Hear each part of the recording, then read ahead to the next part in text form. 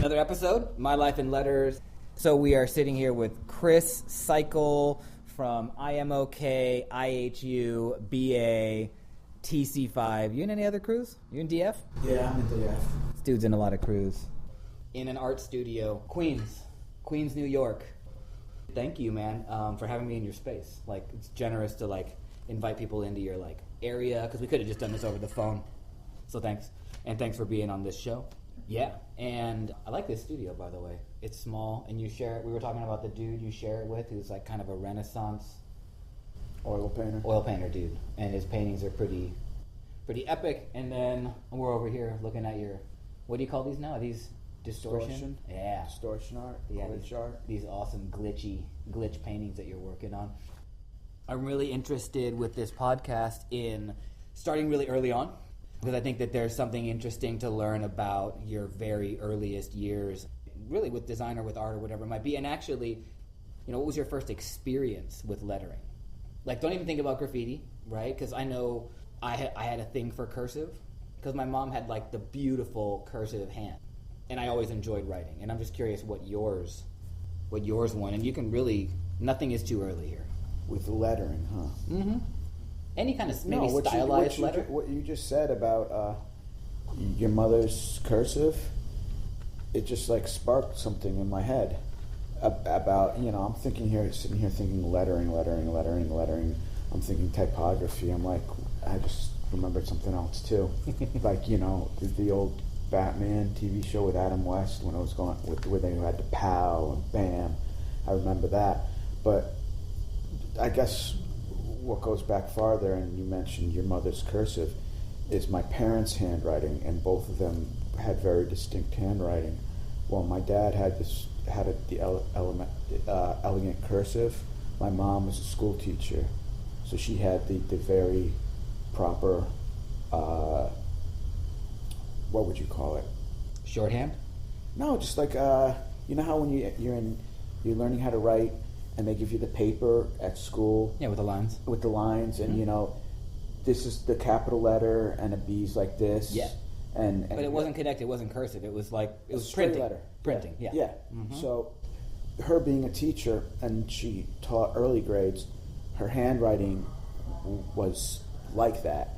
Like, all her lowercase letters stopped exactly at the same height, and all her uppercase letters stopped at the same height.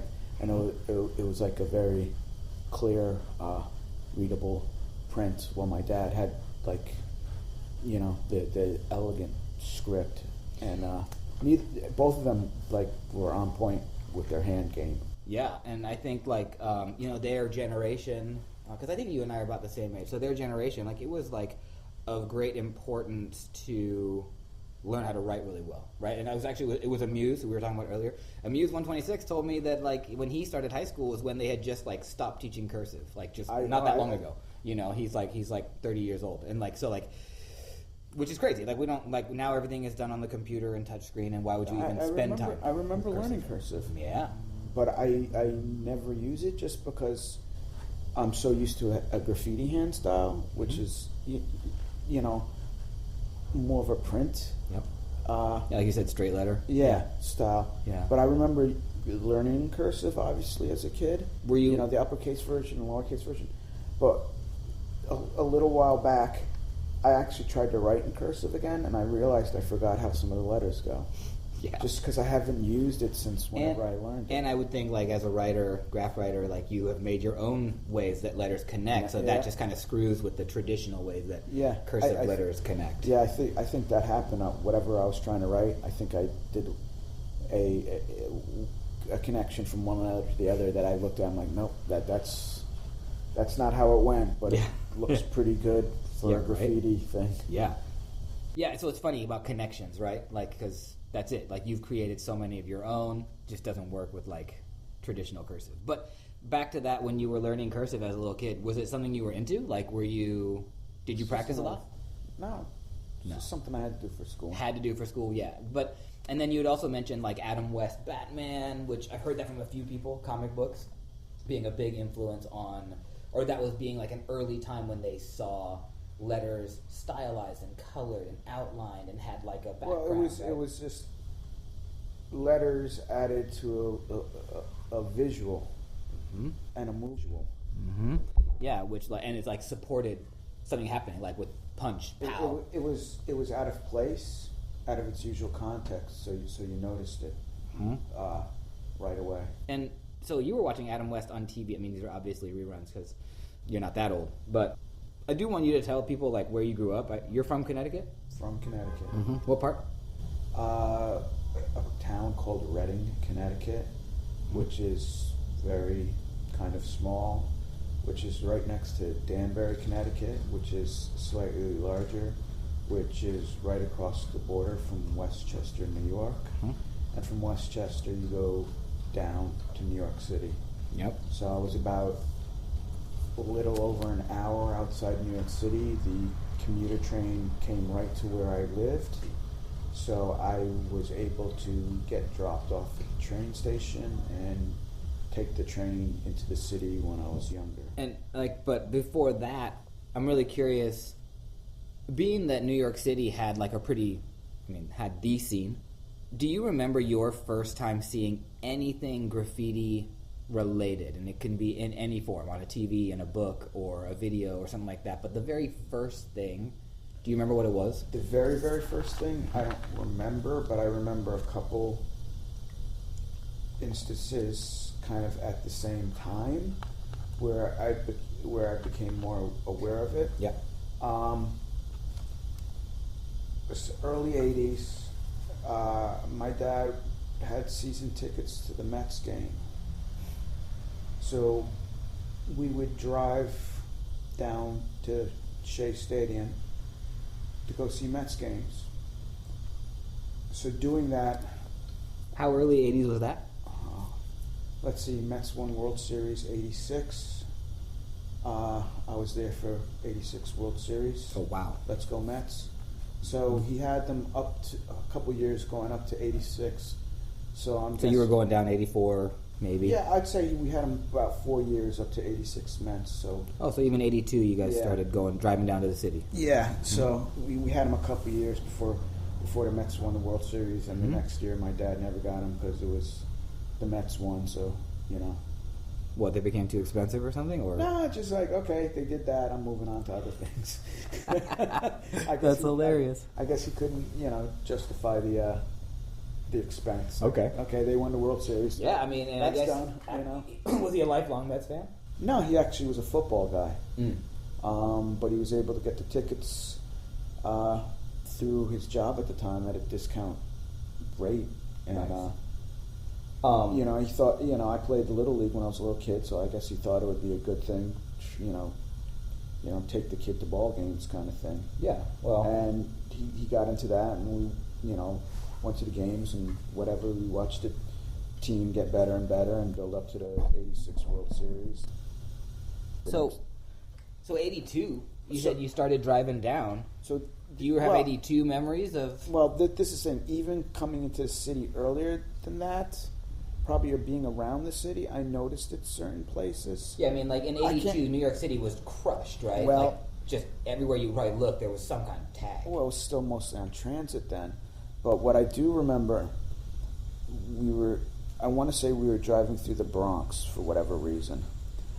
And we passed the schoolyard, and there was a handball court in the schoolyard. And I don't know who it was. I would love to find out who it was, but I'll probably never be able to because I didn't know where I was to identify where it was. Yeah. But I remember driving past the schoolyard with the handball court in it and seeing, it was a nice production on this handball court. What year was that, you think? Somewhere between 82 and 86. Okay. And I just remember being pretty blown away because it was a full production, a lot of colors, stars and everything. It wasn't just like throw ups and tags, but it was a production. And I remember going, I don't know what that says, but that looks pretty damn cool. Mm-hmm. So that's one very early distinctive memory, that I have of graffiti. That's what was your understanding of it? Like, you're a little kid from Connecticut. I presume Reading is pretty suburban. Probably even has some rural quality to it, right? Yeah. And like, what was your understanding as a kid of what graffiti was back then? Do you have any idea that maybe it was like illegal or, you know, sort of had like this dark side? And Well, I mean, at that point, I still was just, I want to say mostly aware of it. I'll tell you a couple other small stories. Sometime early '80s too. I've been drawing since I was a little kid. You know, obviously being into art. My parents sent me to a art camp, and where was that? I want to say it was upstate New York a little bit, and I'd have to look into it, but it was kind of, you know, art out in the woods. It was an art camp. Mm-hmm. They had a section for performing arts, you know, with a stage, and they had a art department for visual arts. It was a creative arts camp.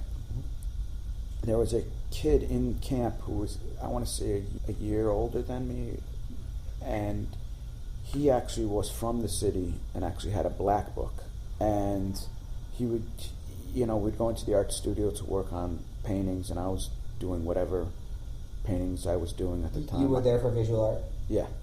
And he was doing canvases with graffiti lettering on it, and he had a black book, and he would draw in the black book, and I was always super curious at the black book. So he was a year older than you. He was older than me. And you got to look. I was so curious about this book because I'd see him drawing in it, and then I'd see him having it out, copying stuff out of it. When he would do his canvases, once again, I didn't know what any of this said. And how old were you? It was early 80s, maybe. Hold on a second. We're probably going back. This was before high school, so I want to say it was the summer between 8th grade and freshman year. I graduated high school 89, so go back 4 years, 85. So go back another year. So summer 84, 85. Yeah. Uh-huh. Probably 84. Great. It's probably more like 83, 84. So you went to this art camp and you met the kid with the black book. Well, he was there, and I was really interested in what the hell he was doing, because once again, same time I was going to New York City for the Mets games and kind of noticing graffiti around the city. I ended up at this creative arts camp, and there was a kid who obviously knew something about it. He was doing his canvases in the painting studio in the art room that we'd go to. I couldn't read them, but they looked interesting to me. He had his black book. He would draw on it, and then one day he left the black book laying around,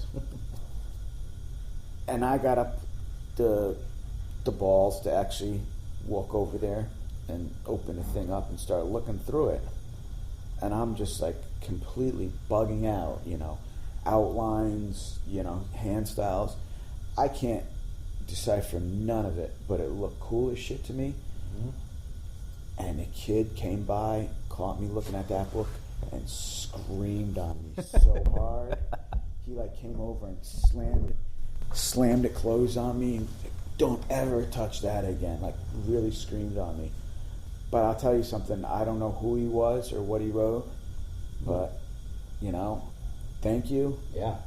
But fuck you too, man. Yeah. You fucking slammed that book on my fucking finger. But dude, so and you never knew who that guy was. I don't know who. He was kind of like, he kind of was like, you know, I want to say kind of like a stereotypical hip hop in a way, because he had suede. I remember him having suede Pumas on. Nice. And you know, he was a white kid from the city. Okay. But he kind of had that, like, you know. He had that style. Yeah, you know, mm-hmm. I remember him having the Pumas with fat laces in them. Mm-hmm. And that was another thing I remember, you know.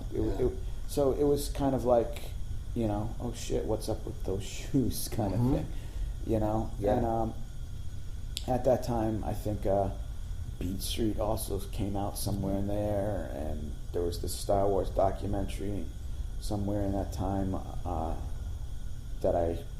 somewhere in there.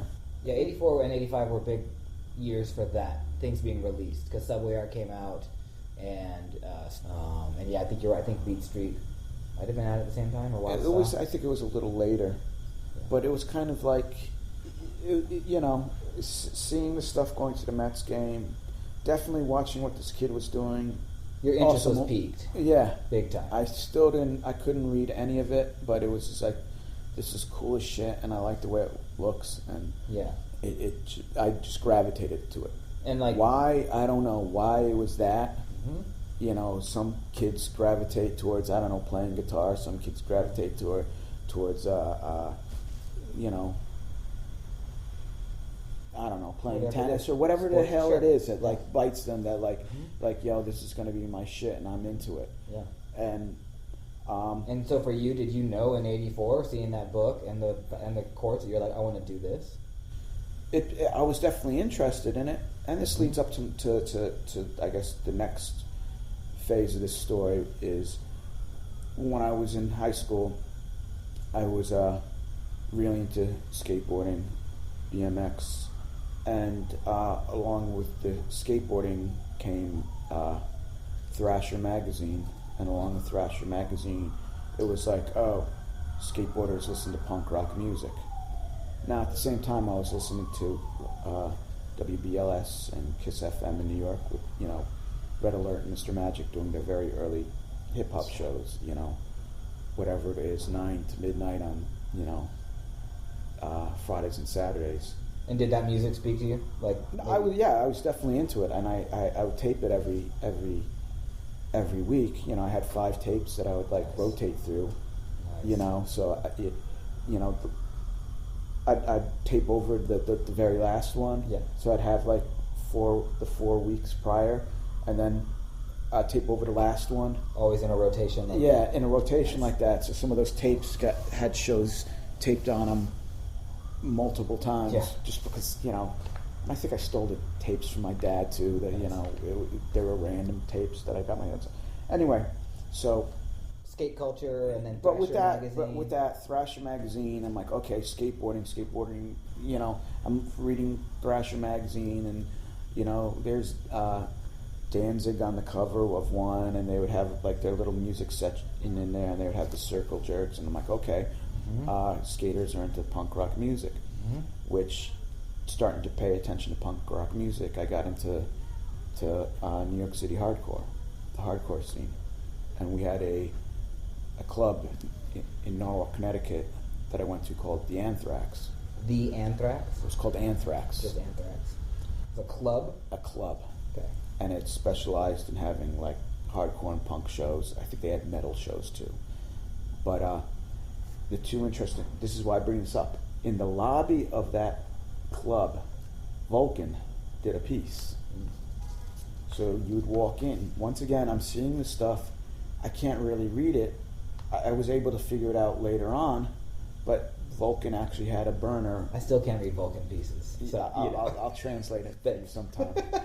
You know, triple 3Ds and overlapping. Scientist. Yeah. But there was actually a Vulcan piece in the lobby of the club. In Norwalk. And, yes, and going into the back, all kinds of people were taking tags in the bathroom and the back walls of the club. Of Anthrax. Let me just backtrack a little bit. So before that, you said you were drawing.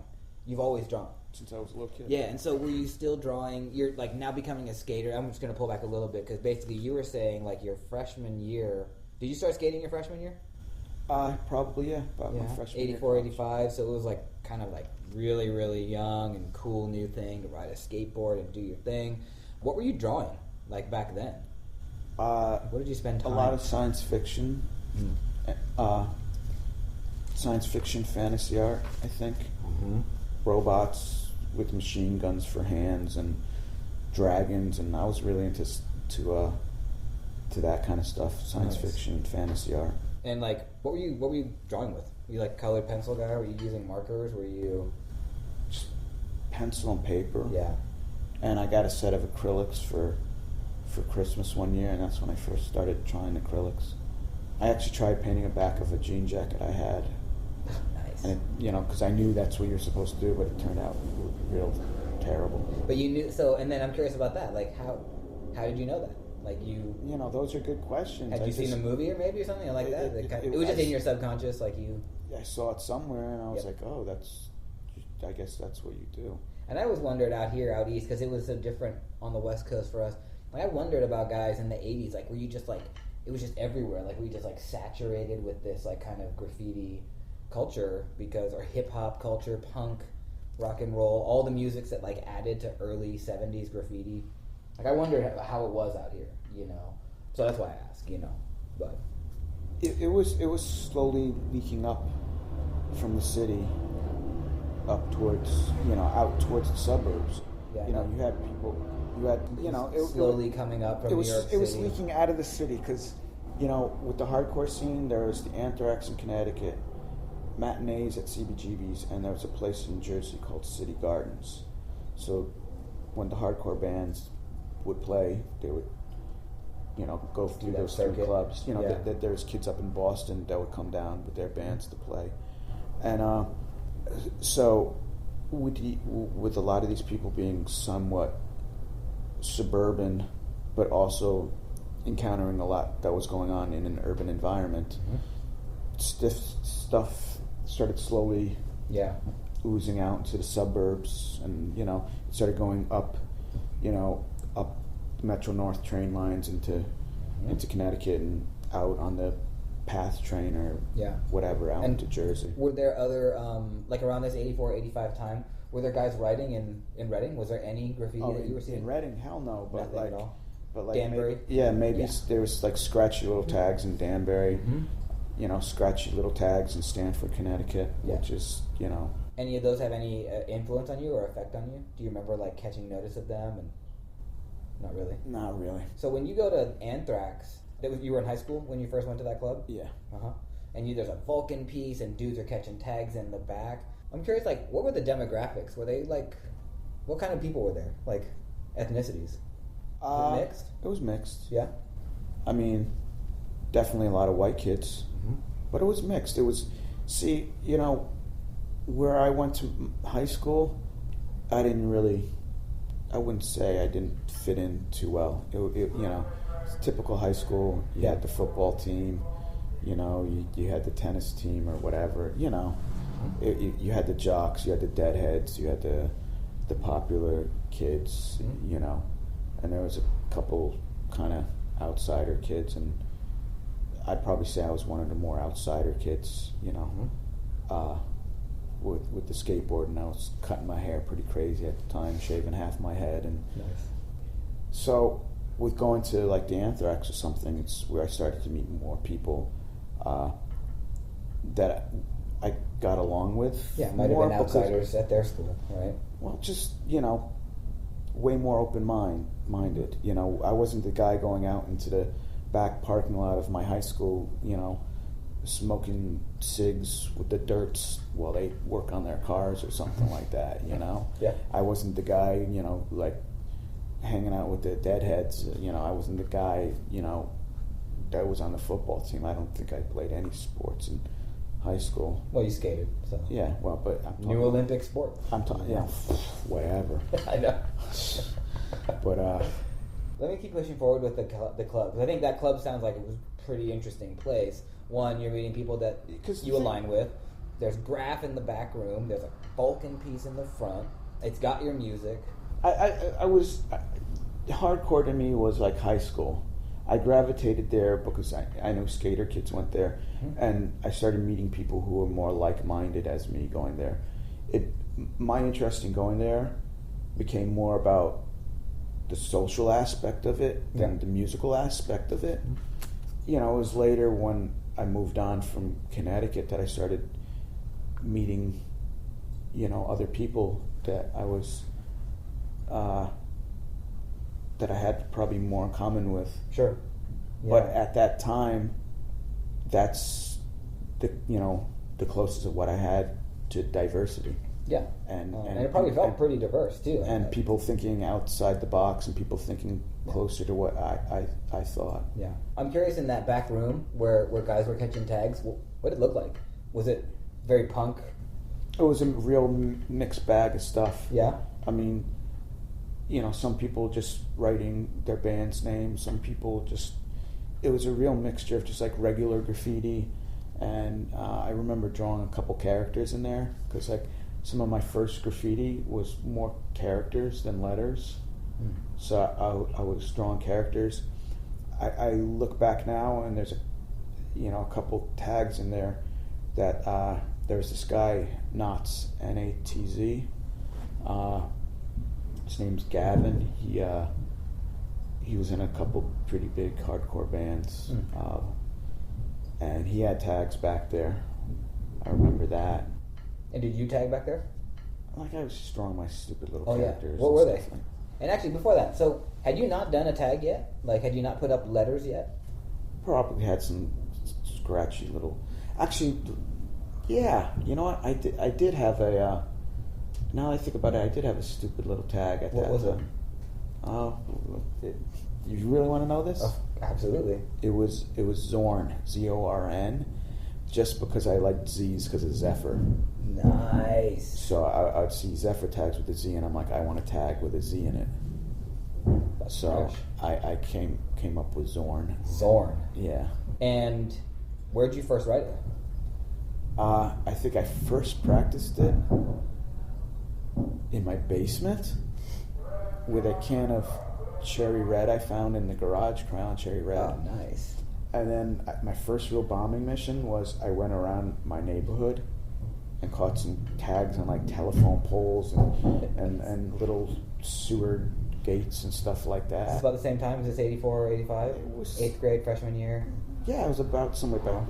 It's all kind of blurry now because I'd do something and then I'd forget about it for a long time and get occupied in skateboarding. Yeah. Then something would, okay, well, let me try that again. Mm-hmm.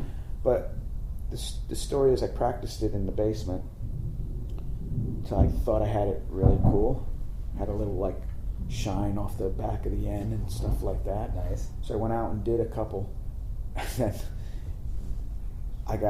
since there was nothing else around, like 2 nights later I went out and covered it all up because I was afraid my parents would realize what was in the basement. Nice. All of a sudden, like, on a telephone pole, like down at the corner, Yeah. So I actually, Went out and buffed yourself. yes, because That's awesome. Because I was so, I just, Yeah, well, you're 13, 14 years Yeah. old. I mean, yeah, it can be scary. So you were writing Zorn. How long did you play with that name? I don't know, that was some high school shit. Like you were saying, like things would just like skateboarding would come and take your attention away from this, but then you would come back to it. Yeah. But you were drawing some characters, you said, like in the club at Anthrax. Yeah, with a magic marker, Yeah. people were just writing stuff, and I do some funny little characters. Were they like you said earlier? You're talking about dragons and They weren't really necessarily graffiti characters. Yeah. They were like pictures of people screaming and that kind of stuff. bathroom graffiti. Yeah, I guess. Which I hope someone has documented like just bathroom graffiti because I'm just like such a fan. Let's push forward just a little bit. You're hanging out at Anthrax and you're seeing all of this stuff, and you have now. You just mentioned that you have a knowledge of a guy like Zephyr. You have a knowledge now of Vulcan, and like you're starting to know. I'm starting to figure it out a little bit. Yeah, and so what was like the next step for you in high school? Did you begin taking graffiti seriously? Towards the end, probably my senior year in high school when I was going to hardcore shows, is when I really, really started paying attention to it and realizing, okay, this is a tag and you got to put up your tags. Yeah. After seeing some of the stuff at Anthrax and starting to see some of the same names around. Up in Norwalk, there used to be abuser tags. Abuser? Abuse. Nice. And later I found out that was a guy that wrote E-Rock, I'm okay crew. But I think his first tag was abuser. And I remember seeing those. And you would see those in Norwalk? And I'd see those around Norwalk, Connecticut. Which is where Anthrax was? Yeah. Mm-hmm. So I'd see those around occasionally and realize that's the same thing I saw over there and over there. But, it wasn't saturation graffiti. It was like a random tag on some concrete wall here, or a random tag on a concrete wall over there. But so at the end of high school, I was starting to like become more and more aware of it just from going to the Anthrax. And then, my main focus was still skateboarding at that point. I was still 100% like really into skateboarding. and hardcore. Was there like a hardcore band? By the way, I was going to ask this earlier when you mentioned your buddy that was in a couple of bands. Or no, you didn't say you were friends with that dude Knots, but you just knew of Knots, right? I remember seeing the tag, but it wasn't until years later that I met him. And what bands were you listening to? Who was like really standing out for you back then? As far as like hardcore bands? Mm-hmm. Yeah, or whoever, yeah, or hip hop, whatever. Well, the hip hop stuff, like I said, the Red Alert shows, and Mr. Magic. I was more into Red Alert than Mr. Magic, but you know, all the early hip hop stuff that was coming out at the time. I still have one or two of those tapes laying around. Nice. Or even, do you remember some of the bands that dude Knots was in? I forgot what he was in at that time, but some of the bands I go see were like Gorilla Biscuits, American Standard, Token Entry, Youth of Today. I remember seeing Dag Nasty play there. And you know, sometimes I'll ask about music because I'm curious, like, if you could make any direct connections between your graffiti or your art at the time and that kind of music and those bands. Was one influencing the other? Well, I'd listen to hardcore when I was going to the shows, but when I was home, probably drawing, I was listening to my tapes that I made from the Mr. Magic and Red Alert tapes. Yeah. So, you know, I had a few 12 inches that I picked up at shows that I play every once in a while, and there was a college radio station that had a late night alternative show too that I would listen to every once in a while. Nice. But, you know, I was mostly listening to the Red Alert tapes when I wasn't, you know, when I was by myself doing whatever I do. You know, I was trying to ask earlier if like you started getting serious in high school about your graffiti. And you know, also going to skate contests or going to some of the freestyle BMX contests, there was kids taking tags on the ramp and stuff like that who you know, they already knew about it more than me. Yeah. So, you know, it was like youth culture. Yeah. So along with youth culture came the graffiti. So you had kids in the bands taking tags, you had skater kids taking tags. You know, you'd see it around. You know, kids are getting to that age where they were starting to do it, and it was all this was taking place in and around New York City. Yeah. So it was, you know, I remember taking the train down and to skateboarding around New York City, and I, you know, obviously see the graffiti on the walls in the city. Yeah. What year did you first start coming down doing that? It was the 80s. Yeah, still high school. Because what you say you graduated 89? 89. 89. And so when you would come out here on your board, you must have just seen. And actually, for people that have no idea, Brooklyn Bridge Banks. I remember we were skating Brooklyn Bridge Banks, and the walls down there were destroyed.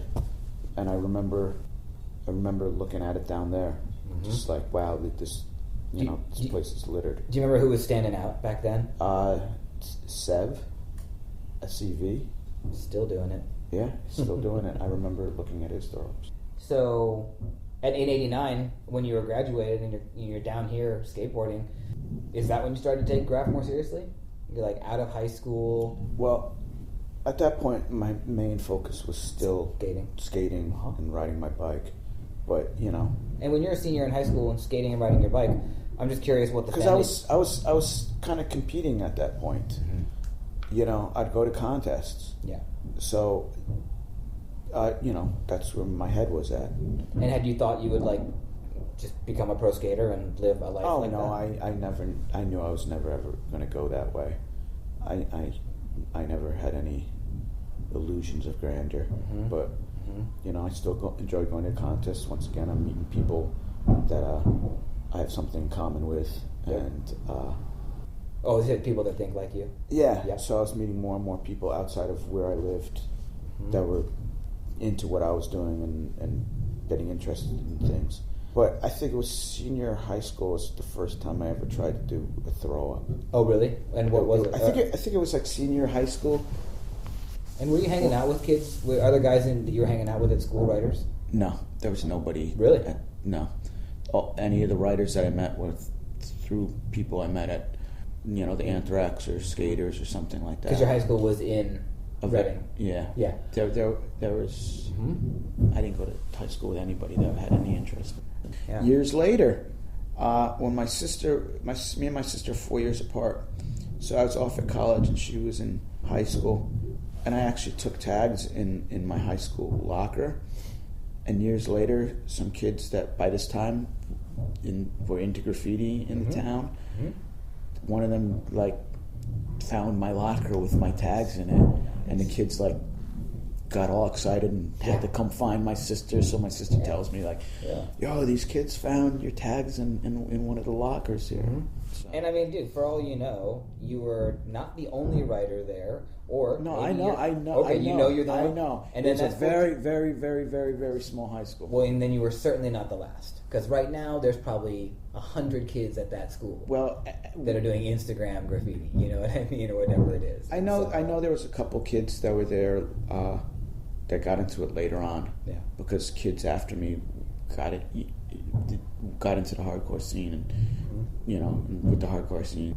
Kids tagging. Yeah. So I know there was a couple kids from there that a couple years younger than me that did it. I don't think anybody there is doing it now. Probably I'd be real surprised. I'd be surprised if they weren't, man. But, it's just it's just pervasive. This thing we've made. You know what I mean? It's everywhere. Everybody wants to have some of it. So, and in the suburbs. I mean, I grew up in the suburbs. It's like the suburbs. Is like a lot of times I think writers really thrive there because they're not lazy. You know what I mean? They have to travel to New York, or we had to travel to Frisco to do it, and it was like you had to be dedicated to be a suburban kid writing in the city. You know what I mean? Until you moved there.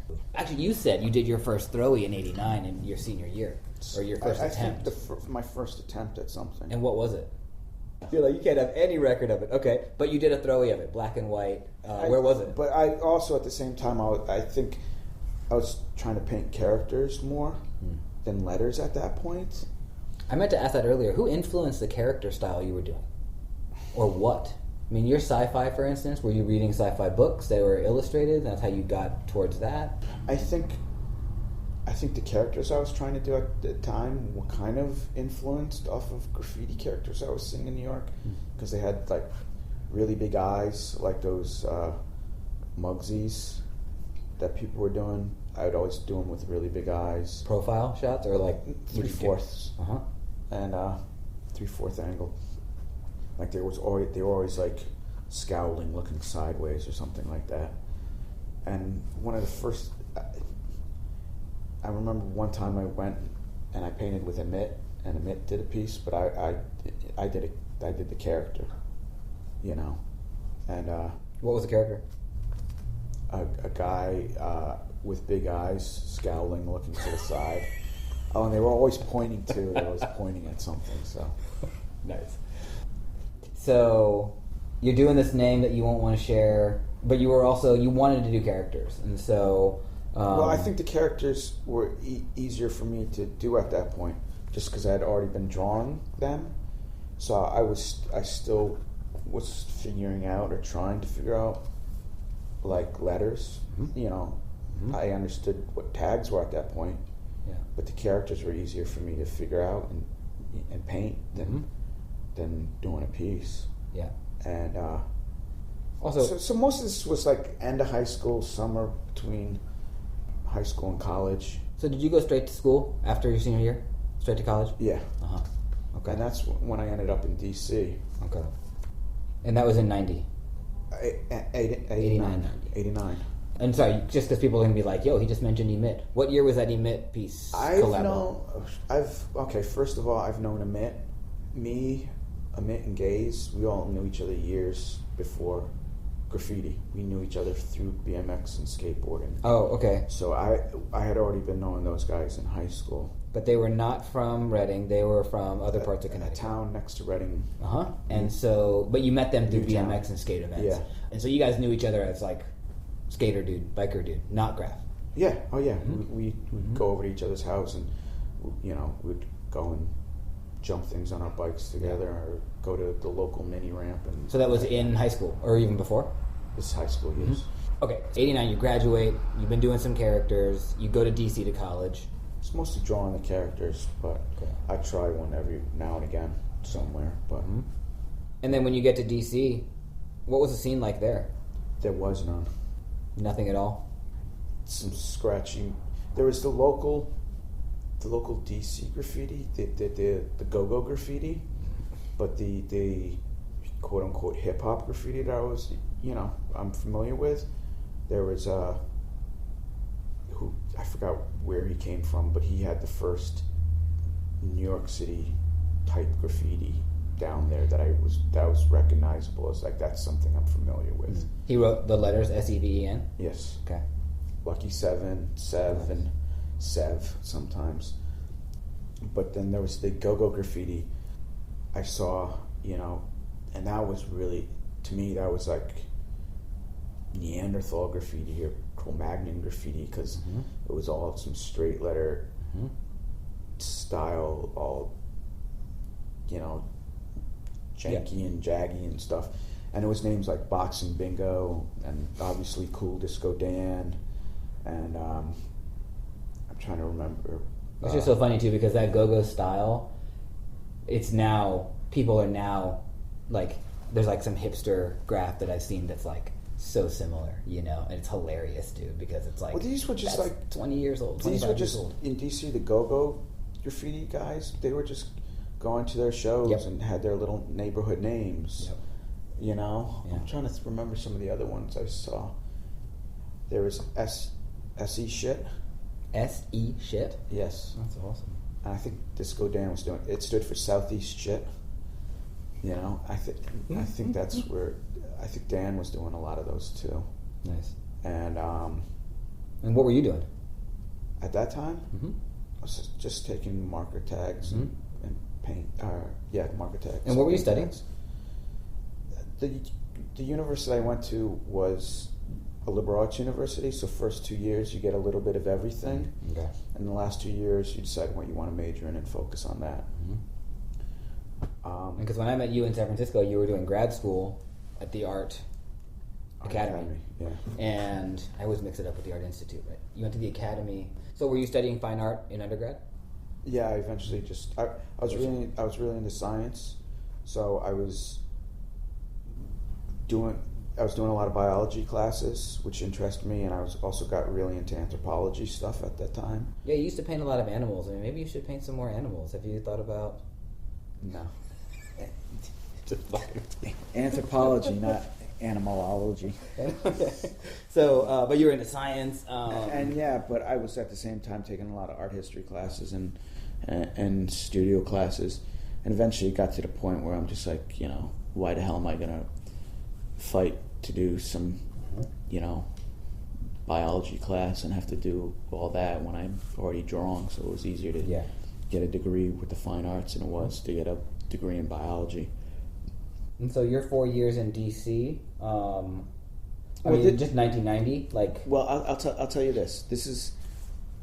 I'll give some credit to Gaze and Admit, because at that time I was still just messing with characters and taking tags, and I came home after my first semester in college for Christmas break, and I went to go hang out with Gaze and Admit, and I was actually with Admit, and he's like in his car, and he's like, "Come check this out," and he takes me to this bridge spot, and him and Gaze had done full color burners. Nice.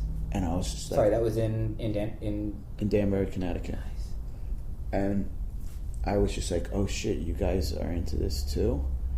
And but they were at that point they were ahead of me, because they were doing full color. They were attempting to do burners at that point while I was still scribbling. Also in DC, those marker tags. Were you still writing that name you don't want to share?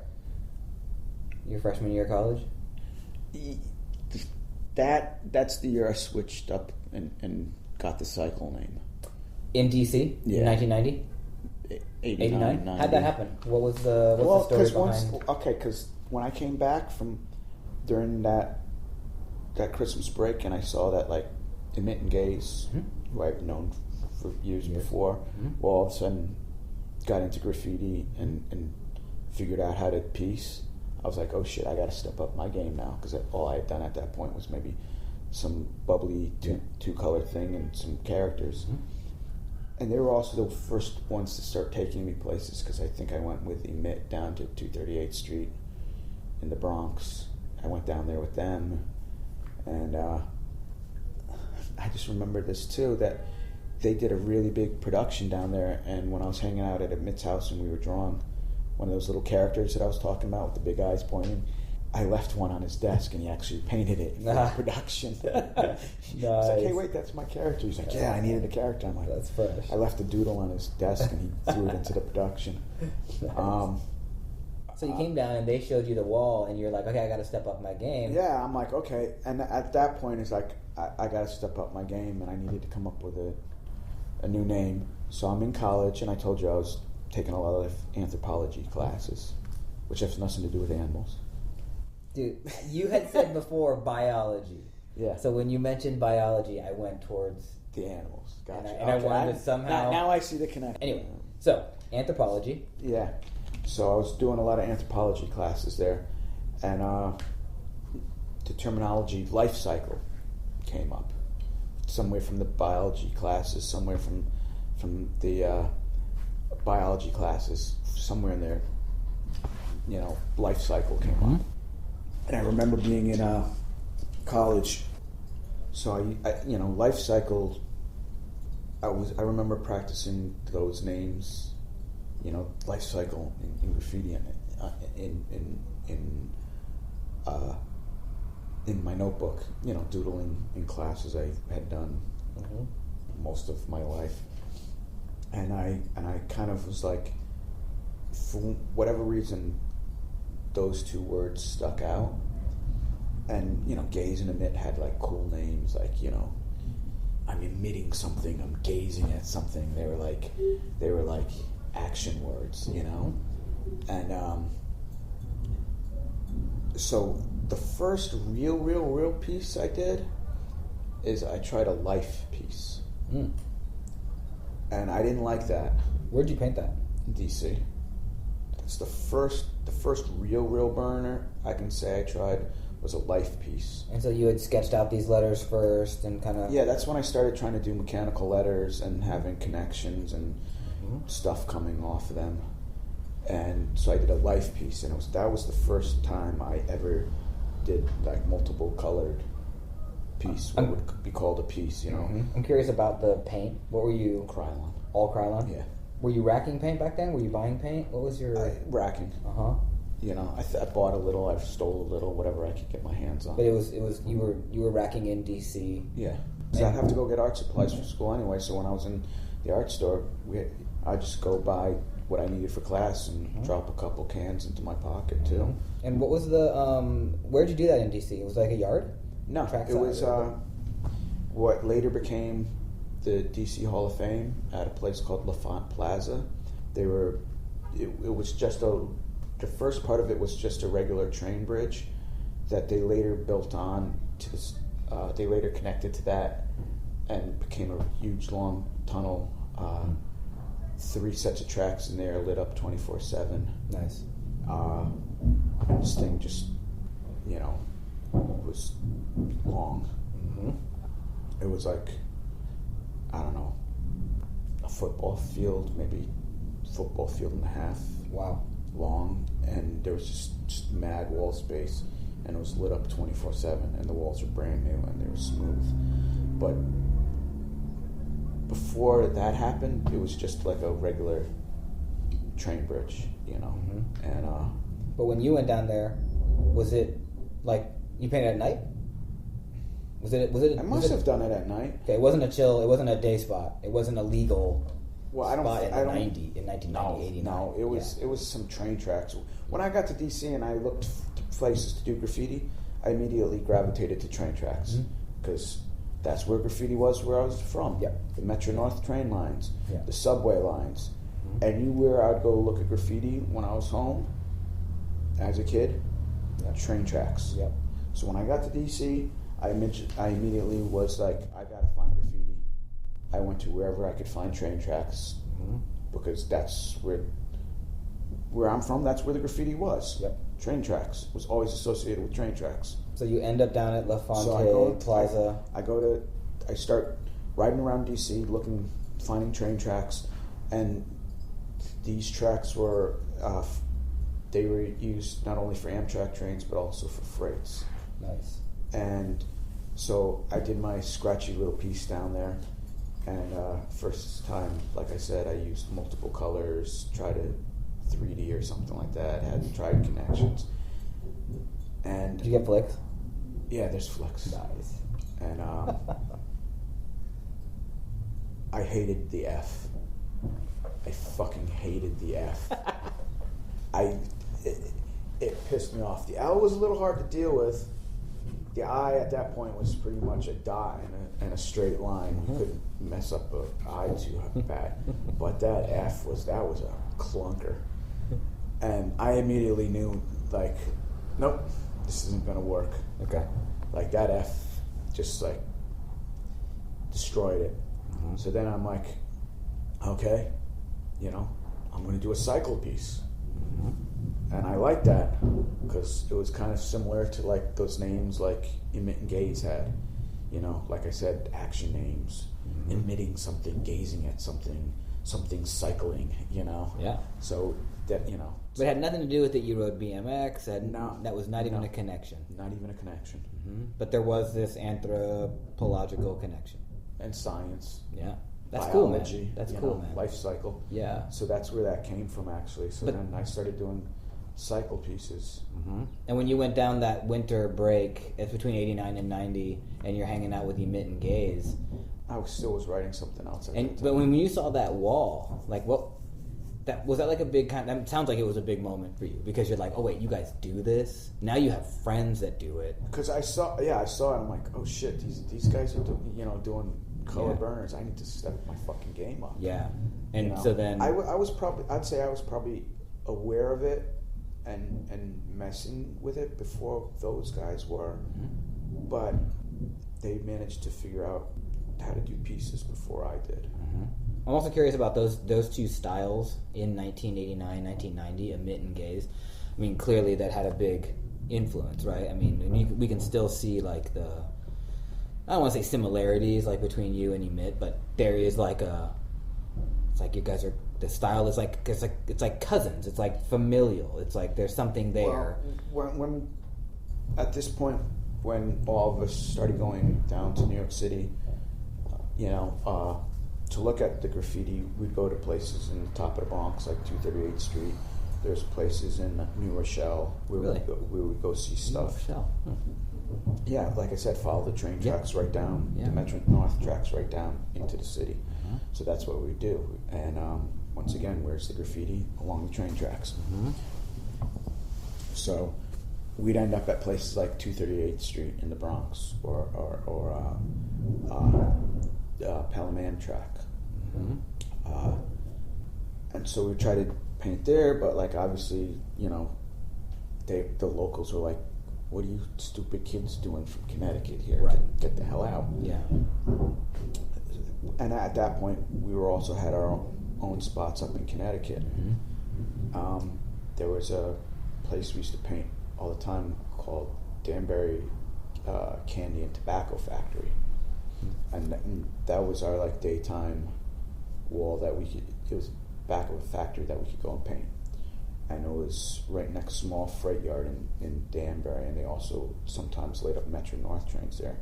Once again, graffiti next to train tracks. Yeah. I'm curious though, like, because if you started college in '89, and then you came back just on the winter break, then you go back. So basically for 4 years you're in DC. But you're saying that you guys had spots in Connecticut. So was it like you would come home on vacations and you'd paint with Emit and Gaze, but then you go back to DC for school and paint down and then there, like and then summer break you'd be back in Connecticut. Yeah, I still had family in Connecticut at that time. Yeah, so winter break, I was kind of like had to come home for Christmas. Yes. Yeah. And summers as well, right? And come down. Well, yeah, I'd come home periodically for whatever it was, like spring break maybe, during the summers maybe. Yeah. So that's, I'd see what they were doing then and go paint with them. Then I'd go back to DC and paint, and come back and paint with them, and then go back to DC and paint. And Emit was really good at sending me packages of photos and everything. Nice. And so I was trading with him, and then at that point we started to get to know people in Boston, and I was trading photos you're starting to paint more now in like your freshman and sophomore year of college in DC. Who were you painting with, or were you painting solo, like you did your first life piece solo? Was I solo when I did that? Or did you have somebody say There was a kid. I went to college with a kid from Baltimore that wrote. What do you write? He wrote Wake, W-A-K-E, and he was from Baltimore. And at that point, I didn't know graffiti existed anywhere outside New York City. I figured LA had some gang graffiti, but I didn't realize there was at that time.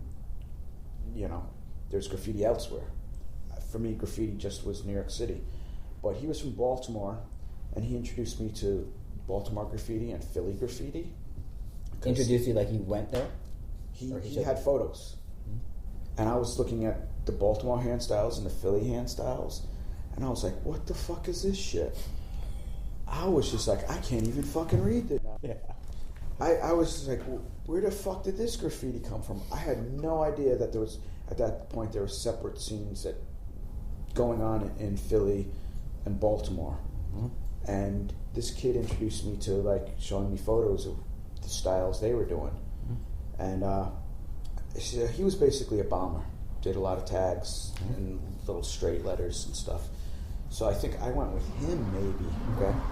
To do that piece, and I think he did a little straight letter. And then you came back, like we said, and then you went back again to finish your second semester of first year. And you were like, now that we had that spot to paint, mm-hmm.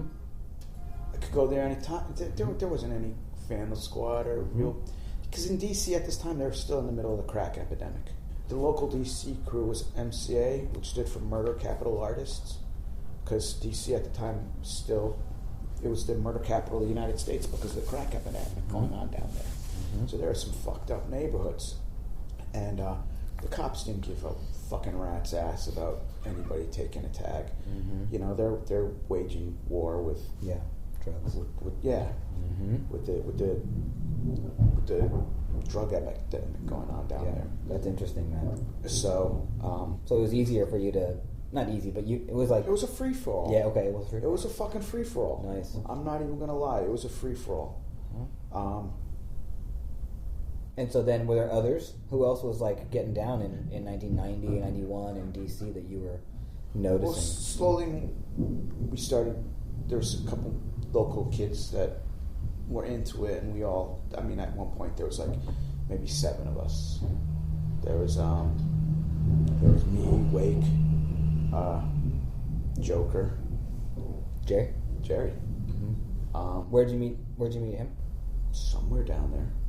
I think Wake maybe introduced us. Okay, nice.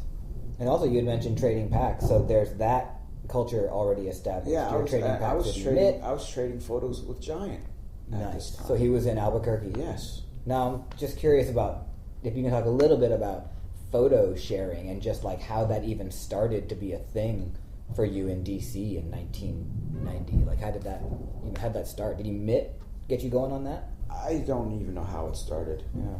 I know I was sending him Mitt stuff, and then and Mitt was sending me stuff. So, you know, we were friends already, so we were sending, you know, right. I was sending him what I was doing down there, and he was sending me what. And you met Wake in DC in school. Yeah. Who's introducing you to Philly. And he was the one that also showed me my first graffiti zine, which was, what was it, I think it was Can Control or IGT, International Graffiti Times. Okay. Or the early Can Control. Did Can Control have a name before it was called? Yeah. And that blew my mind too, because I'm like, wait, they got magazines on it? Well, there were zines at that time. I'm like, yeah. You know, and he was into comics, so he was able to, he found those at a comic shop somewhere, I think it was Baltimore. And he showed me those, and I just was like, get the fuck out of here. Mm-hmm. And that's how I learned about what was going on in LA, that he showed me I think it was the Can Control and the International Graffiti Times, the IGT. But you started trading packs, and you were flicking what you saw in Connecticut and in DC, basically, and you were trading that. DC, you said there was a Boston guy you were trading with? Yeah, because through IMOK, we all got to know each other. The Boston kids, the Connecticut kids, New York kids. Mm-hmm. And once again, a lot of that revolved through hardcore shows, because they were traveling to do shows too. So let me just pull back for a second. So because you mentioned IMOK, and so I think we should just like kind of touch on that for a second, because you've known Gaze and Emit for years before, and then you go off to college. Who started IMOK? And okay, sorry, all right. And your cycle at this stage. Did you have a crew yet? I mean, you're hanging with Wake in DC. You're hanging. I with... was, I was in MCA. Oh, you were in DC. Who put you down in MCA? Wake, I think. Okay. Because he was one of the guys that started that. Okay. And so then, how did IMOK? Well, come at this about? point, back in the University of Connecticut and New York, with Emit and Gaze going down to paint 238th Street a lot and Pelham Amtrak's a lot, they started connecting with kids their age. There's a guy, Noble, from Westchester somewhere, like New Rochelle or something like that, and then remember I was mentioning the abuser tags? That was E-Rock. He changed his name to E-Rock at that point, and then there was Cro-Mag. There was Core 2, E-Rock, and Cro-Mag, and they were the three guys that started IMOK. And who was your direct connection To IMOK? E-Rock? This is how I got down. Mm-hmm. So, and actually before that, was IMOK established by those three? E-Rock, Cro-Mag, and Core 2. and Core 2. They started IMOK. They started IMOK. What part of Connecticut was that? No, this was New York City. Oh, IMOK started in New York City. Yeah, it was. Mostly they were centered around upper part of the Bronx and New Rochelle, like Pelham Bay area of the Bronx, top of the 6th line. New Rochelle area, and at that time, there was highways were the big thing in New York City. So, as the subway trains died, every graffiti had this. Started leaking all over the city in various different ways, and there was a couple year period in New York, maybe about a 5-year period at the end of the trains till beginning of the 90s, where highways were the shit, and just destroying highways, and the highway scene, a lot of it was based. There was a scene in the Bronx and one in Queens, because that's where a lot of the highways were. But E-Rock and was doing a lot of highways at the time, so I can't remember how Emit and Gaze met E-Rock, which was a really funny connection, because E-Rock was kind of this Guido, beefy Italian dude with his I-Rock, Camaro. Yes. And it was just like, I don't know how that they made that connection. I gotta, but you don't think like these two guys, these guys would get along. But opposites attract, man. Yes, but somehow. So Gaze and Emit got put down. Yes, and then I was back home for winter break from DC, and Gaze was like, "Let's go do some highways." In New York City? Yeah, and so Gaze takes me to meet E-Rock, and E-Rock was originally from Norwalk, but he, going into the city, had met people as well. And so we go over to Norwalk, and we all climb into his I-Rock. So good. And he drives into the city, and he puts me down for IMOK that night, the night that we go do highways together. I guess. How did that go down? How did he? Was it just like, you write this now, or how did it go down? How it went is I showed up to go do highways, and I had never done highways before. I didn't know how to do highways. Okay, and highways, you basically go out there with your can of light and your can of dark, and you fill in your outline. Now, how I was used to bombing is you put on a backpack full of cans, and you go down the tracks, and you hit this spot and that spot, and you keep going. When you do highways, you just take what you need with you, because you're gonna, something happens, you got to run. I go out on the highway with a goddamn full backpack of paint. They're filling in and out, and I got a bag open on the side of the highway, trying to figure out what colors I can use. It was just like, But anyway, so I show up to meet E-Rock, and I pull out. I had the bag of paint with me. I pull out a black book, and he signs my black book and puts up IMOK, and he's like, "Yo, you're down with IMOK now." And I'm like, so now you're cycle. Yeah, IMOK. Yeah, he put me down while signing my black book on. That's dope. On the back. Was it If Mom Only Knew, or was there another meeting back then? If Mom Only Knew, Insane Mob of Kings. Nice. Which is always interesting too, man. Like a 4-letter crew, like it's still kind of unusual, you know. It's great. It's awesome. I've always kind of dug it, and you know. So yeah, E-Rock put me down while signing my black book on the back of his IROC or whatever it was. And how was that for you? Was it like a big? I was stoked. Big moment. Yeah, I was stoked. I'm like, oh, cool. Real crew, New York City crew. And I'm about to go do highways, and then nice. And then I got introduced into bombing highways in New York, which was, you know, like turning the volume up to 10 from what I was used to. And that wasn't the first. That wasn't that first winter break. Is this like your second? Like your probably second. Yeah. And so now maybe it was the summer. I can't. But it's roughly 1991-ish, 1990, and you are now cycle. I am okay. And you know what, dude? That's an hour right there. That's our interview. That's part 1. That's part 1. That's it. Well, do you want to hear my first night highway bomb? Hell yeah, dude. Definitely. So it was, we got into this dude's Camaro or a Trans Am or whatever. They were basically the same thing at the time. Drive down to New York City. We pull off the highway. Gets out. Do you remember where you worked? What highways? Probably Cross Bronx at that time. We were doing Cross Bronx. Okay. And he pulls off. He's like, yo, I gotta go get, I'll be right back. He goes, he's like, you want something? You want a beer or something? I'm like, no, I'm good. Because at that time I wouldn't drink and paint at the same time. And he's like, you want something? I'm like, no, I'm good. Gets out of the car, walks into the bodega.